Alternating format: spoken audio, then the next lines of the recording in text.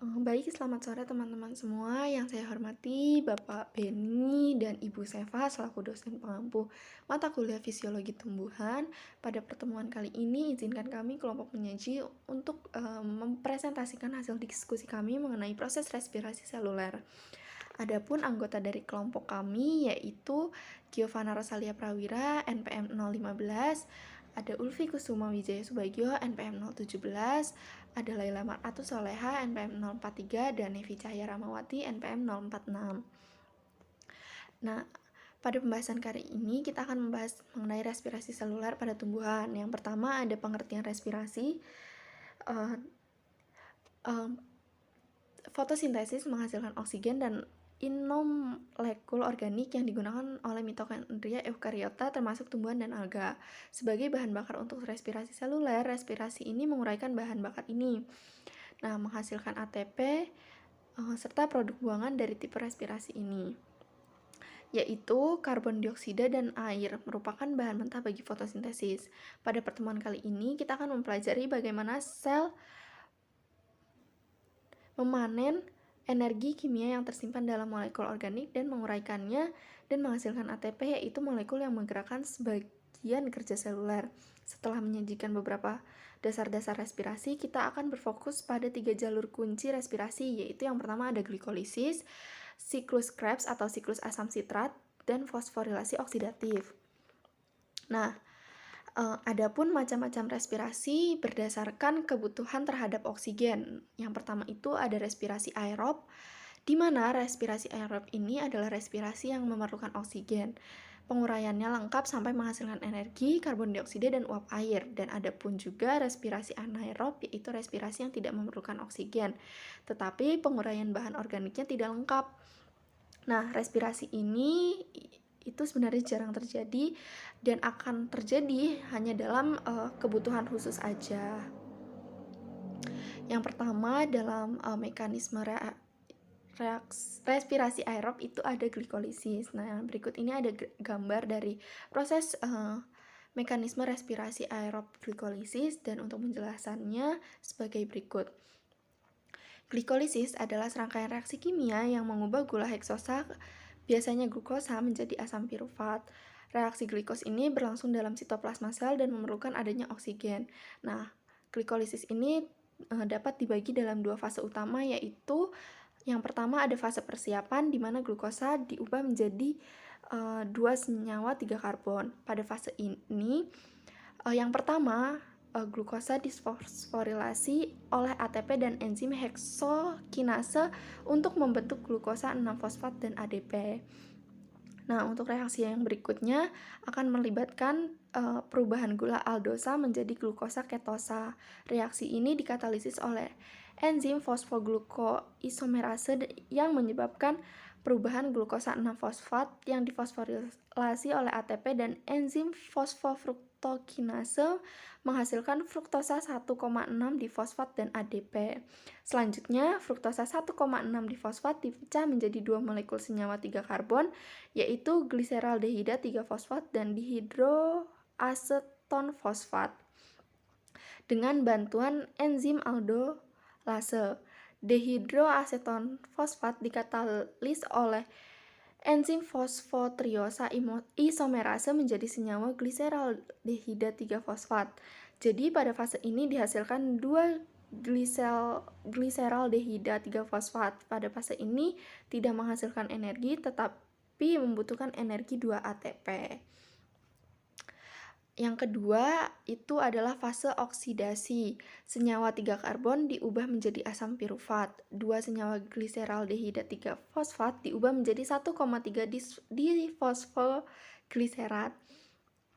Reaksi ini melibatkan penambahan fosfat anorganik pada karbon pertama dan reduksi NAD menjadi NADH2 yang dibantu oleh enzim fosfogliseraldehida dehidrogenase. Dengan adanya ADP dan enzim fosfogliserat kinase, asam 1,3 difosfogliserat diubah menjadi asam 3 fosfogliserat dan ATP.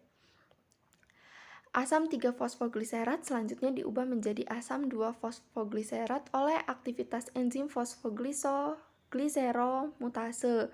Pelepasan air dan 2-fosfogliserat oleh enzim enolase membentuk asam fosfoenol pirufat. Dengan adanya ADP dan pirufat kinase, asam fosfoenol pirufat diubah menjadi asam pirufat dan ATP dibentuk. Pada fase ini menghasilkan 2 molekul asam pirufat. Pada fase ini juga dihasilkan energi sebesar 2 NADH2 dan 4 ATP.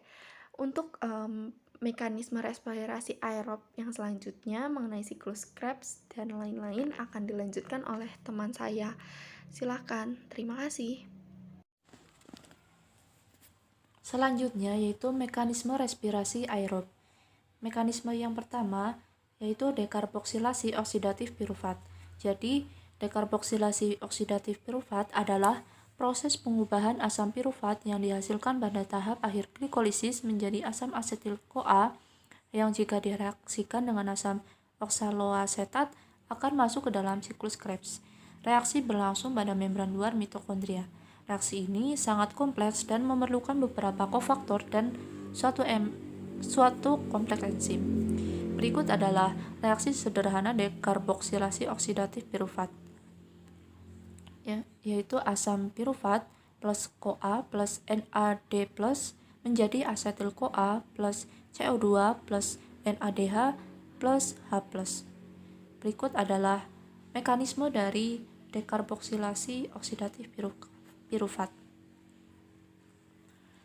Jadi untuk langkah yang pertama yaitu pembentukan suatu kompleks antara TPP dan pirufat diikuti dengan dekarboksilasi asam pirufat. Pada langkah kedua, unit asetildehida yang tertinggal setelah dekarboksilasi bereaksi dengan asam lipoat membentuk kompleks asetil asam lipoat. Asam lipoat tereduksi dan aldehida oksidasi menjadi asam yang membentuk suatu tioester dengan asam lipoat. Pada langkah ketiga, terjadi pelepasan gugus asetil dari asam lipoat ke CoASH. Hasil reaksinya adalah asetil S-CoA dan asam lipoat tereduksi. Dan langkah yang terakhir adalah regenerasi asam lipoat dengan memindahkan elektron dari asam lipoat tereduksi ke NAD. Reaksi terakhir ini penting agar suplai asam lipoat teroksidasi secara berkesinambungan selalu tersedia untuk pembentukan asetil S-CoA dari asam pirufat. Pada reaksi ini dihasilkan 2 molekul asetil CoA, energi sebanyak 2 NADH2 dan 2 CO2. Mekanisme respirasi aerob yang kedua yaitu siklus Krebs. Siklus Krebs atau daur asam sitrat atau daur trikarboksilat merupakan pembongkaran asam pirufat secara aerob menjadi karboksida dan air serta sejumlah energi kimia.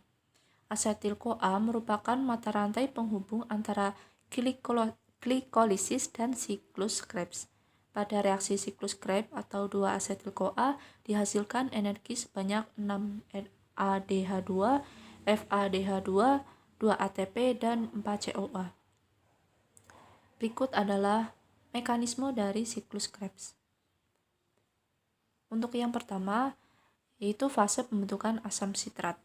Jadi, reaksi pertama siklus Krebs adalah kondensasi asetil-CoA dengan asam oksaloasetat atau asam dikarboksilat berkarbon 4, membentuk asam sitrat atau asam dikarboksilat berkarbon 6, dan membebaskan koenzim A atau COSH dengan bantuan enzim kondensasi sitrat.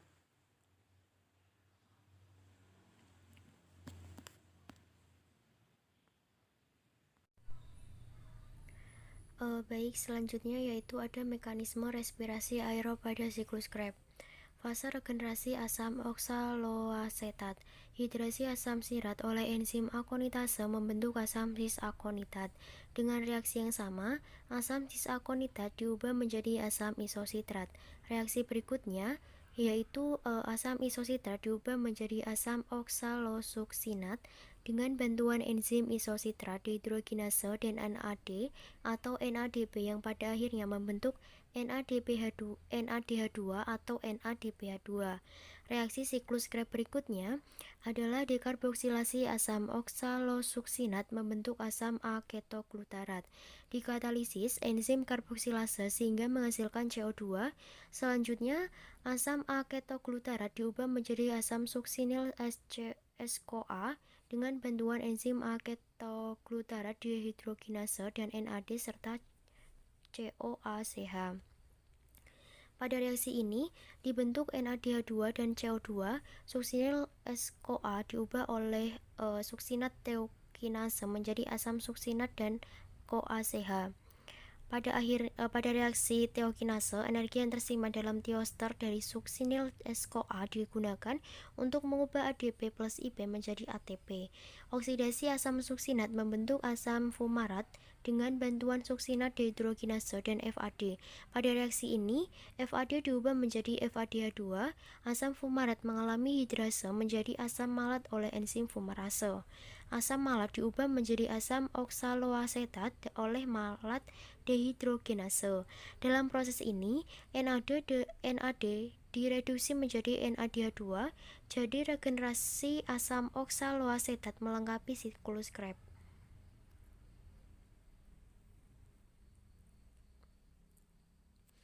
Yang selanjutnya ada mekanisme respirasi aerob pada transport elektron dan fosforilasi oksidatif. Yang pertama, pengiriman elektron oleh NADH+ dan FADH2, keduanya adalah molekul pembawa elektron hasil oksidasi proses glikolisis maupun siklus Krebs. Pada rantai transport elektron, keduanya menyumbangkan elektron ke mekanisme rantai transport elektron dan akan diubah kembali menjadi NADH+ dan FAD yang bisa digunakan kembali pada proses oksidasi berikutnya. Yang kedua, transfer elektron dan pompa proton. Elektron yang disumbangkan NADH dan FADH2 berupa elektron berenergi tinggi akan dipindahkan dari satu kompleks protein ke kompleks protein lain di membran dalam mitokondria. Sambil bergerak, elektron ini akan melepaskan energi. Energi yang dilepaskan digunakan untuk memompa proton atau ion hidrogen H+ dari matriks ke ruang intermembran mitokondria. Proses ini menciptakan gradien elektrokimia. Yang selanjutnya, pembelahan oksigen membentuk air. Setelah melewati berbagai protein, pada akhirnya elektron yang dipindahkan mengalami penurunan tingkat energi. Di tahap akhir elektron ini, kemudian dipindahkan ke akseptor elektron yang terakhir, yaitu berupa molekul oksigen atau O2. Setelah menerima elektron, O2 terpecahlah menjadi dua dan masing-masing akan menghasilkan molekul air atau H2O. Yang keempat, ada sintesis ATP. Proses sebelumnya itu menciptakan gradien elektrokimia H+ antara matriks dengan ruang intermembran. H+ ini kemudian akan dialirkan kembali ke matriks dan proses pengaliran ini kemudian dimanfaatkan untuk mensintesis molekul ATP. Selanjutnya ada mekanisme respirasi anaerob pada fermentasi. Fermentasi adalah proses produksi energi dalam sel tanpa membutuhkan oksigen. Gula adalah bahan yang umum dalam fermentasi. Pada banyak tumbuhan yang biasa tumbuh di darat, penggenangan dalam air dalam waktu yang lama merupakan ancaman bagi kehidupannya. Hal ini dikarenakan respirasi aerob akan terhenti sama sekali, sehingga terjadilah respirasi anaerob yang terkadang tidak mencukupi energi yang dibutuhkannya dan akumulasi zat beracun akibat respirasi anaerob dalam waktu yang lama akan mengakibatkan kematian bagi tumbuhan tersebut. Fermentasi yang umum terjadi pada tumbuhan adalah fermentasi alkohol atau fermentasi etanol.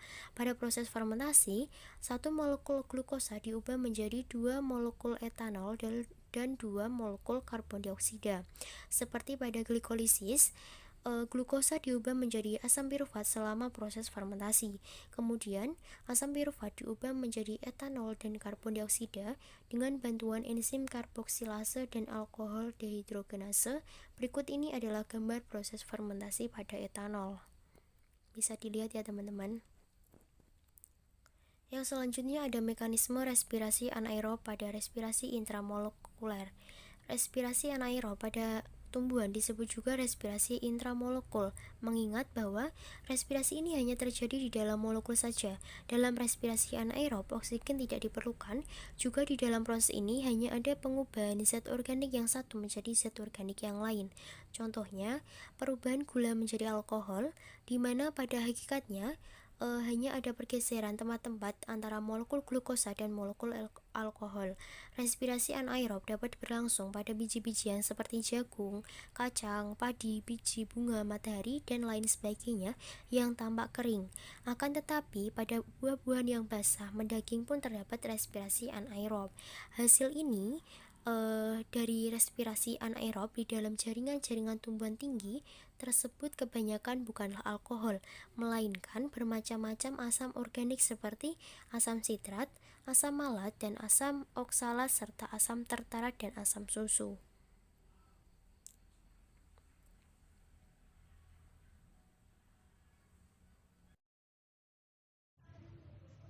Baik, akan saya lanjutkan yaitu tentang mekanisme respirasi anaerob. Berikut ada gambar tentang proses dan fungsi jalur alternatif oksidasi heksosa melalui jalur pentosa fosfat. Penjelasannya akan dijelaskan pada slide selanjutnya. Jalur pentosa fosfat adalah jalur respirasi yang menghasilkan NADPH dan pentosa. Terdapat dua fase yang berbeda, namun keduanya berada dalam jalur yang sama. Yang pertama itu ada fase oksidatif menghasilkan NADPH, dan yang kedua yaitu ada fase non-oksidatif yang menghasilkan prekursor ribosa. Yang pertama yaitu fase oksidatif yang menghasilkan NADPH. Pada fase yang pertama, glukosa 6-fosfat menjalani proses dehidrogenase dan dekarboksilase untuk memberikan sebuah senyawa pentosa yaitu ribosa 5-fosfat. Menurut Lakin 2012. Proses fase oksidatif pentosa fosfat yaitu terjadi sebagai berikut. Yang pertama ada reaksi dehidrogenase glukosa 6-fosfat yang diubah menjadi 6-fosfoglukanat terjadi lewat pembentukan 6-fosfoglukanolakton dan dilaksanakan oleh enzim gluconolakton hidrolase. Kemudian yang kedua yaitu ada fase non-oksidatif yang menghasilkan prekursor ribosa. Pada fase yang kedua ini, ribosa 5-fosfat dikonservasi kembali menjadi glukosa 6-fosfat dan serangkaian reaksi yang terutama melibatkan dua enzim, yaitu enzim transketolase dan transaldolase. Nah, gambar di proses di slide selanjutnya tadi berikut keterangannya. Proses fase non-oksidatif pentosa fosfat yaitu sebagai berikut. Yang pertama, ribosa 5-fosfat kini berfungsi sebagai substrat bagi dua enzim yang berbeda. Ribosa 5-fosfat 3 epimerase mengubah konfigurasi di sekitar karbon 3 dari ribosa 5-fosfat dengan membentuk epimer selulosa 5-fosfat yaitu senyawa kentopentosa lainnya. Ribosa 5-fosfat keisomerase mengubah ribosa 5-fosfat menjadi senyawa adopentosa yang bersesuaian yaitu ribosa 5-fosfat yang merupakan prekursor bagi residu ribosa yang diperlukan dalam sintesis nukleotida dan asam nukleat. Kemudian selanjutnya transketolase memindahkan unit 2 karbon yang terdiri atas karbon 1 dan 2 dari sebuah ketosa kepada atom karbon aldehid pada aldosa. Oleh karena itu, enzim ini mempengaruhi konversi gula pentosa menjadi aldosa dengan berkurangnya 2 karbon dan sekaligus mengonversi gula aldosa menjadi ketosa dengan bertambahnya 2 atom karbon. Reaksi tersebut memerlukan vitamin B yaitu tiamin. Kemudian yang ketiga, proses yang terakhir yaitu enzim transkeolase mengkatalisis proses pemindahan unit 2 karbon dari selulosa 5-fosfat kepada ribosa 5-fosfat yang menghasilkan ketosa sedoheptulosa 7-fosfat 7 karbon dan aldosa gliseraldehid 3-fosfat. Kedua produk ini kemudian memasuki reaksi lainnya yang dikenal sebagai reaksi transaldolasi. Enzim transaldolase memungkinkan pemindahan moleas dehidroksiaseton 3 karbon, yaitu karbon 1-3, dari ketosa sedoheptulosa 7-fosfat kepada aldosa gliseraldehid 3-fosfat untuk membentuk kentosa fruktosa 6-fosfat dan aldosa eritrosa 4-fosfat. Kemudian berlangsung reaksi selanjutnya yang sekali lagi melibatkan enzim transketolase dengan selulosa 5-fosfat berfungsi sebagai donor glikoaldehyde. Pada keadaan ini, eritrosa 4-fosfat yang terbentuk di atas bertindak sebagai akseptor. Dan hasil reaksinya adalah fruktosa 6-fosfat serta gliseraldehyde 3-fosfat. Baik, untuk slide selanjutnya yaitu ada fungsi lintasan fosfat. Menurut Wood, tahun 1985, lintasan ini tidak menghasilkan ATP, tetapi mempunyai dua fungsi utama. Yang pertama yaitu produksi NADPH untuk sintesis reduktif seperti biosintesis asam lemak serta steroid. Kegunaan NADPH sendiri untuk sel adalah yang pertama, mencegah stres oksidatif dengan mengubah H2O2 menjadi H2O. Dan jika tidak terdapat NADPH, H2O2 akan diubah menjadi radikal bebas hidroksin yang akan menyerang sel. Kemudian fungsi NADPH yang kedua bagi sel adalah pada sel darah merah kegunaan peran dari NADPH adalah untuk mereduksi bentuk disulfide dari glutathione. Ini adalah untuk mempertahankan struktur normal dari sel darah merah dan untuk menjaga bentuk hemoglobin dalam bentuk Fe2+. Kemudian fungsi yang ketiga juga NADPH pada hati dan payudara digunakan untuk biosintesis asam lemak. Kemudian fungsi lintasan fosfat yang kedua yaitu menghasilkan ribosa untuk sintesa asam nukleat dan berbagai koenzim. Yang terakhir yaitu ada faktor-faktor yang mempengaruhi respirasi. Yang pertama ada substrat, yang kedua ada temperatur, yang ketiga ada oksigen, dan yang terakhir ada umur dan tipe jaringan. Substrat, respirasi bergantung pada tersedianya substrat terutama dalam bentuk karbohidrat yaitu amino atau glukosa. Pada tumbuhan yang persediaan karbohidratnya rendah, respirasinya juga akan rendah. Kemudian faktor yang kedua ada temperatur. Respirasi juga dipengaruhi oleh temperatur. Pada 0 derajat Celcius kecepatan respirasi sangat rendah. Kenaikan temperatur sampai 35 derajat Celcius atau 45 derajat Celcius akan meningkatkan kecepatan respirasi. Tapi di saat temperatur tersebut kecepatannya mulai menurun.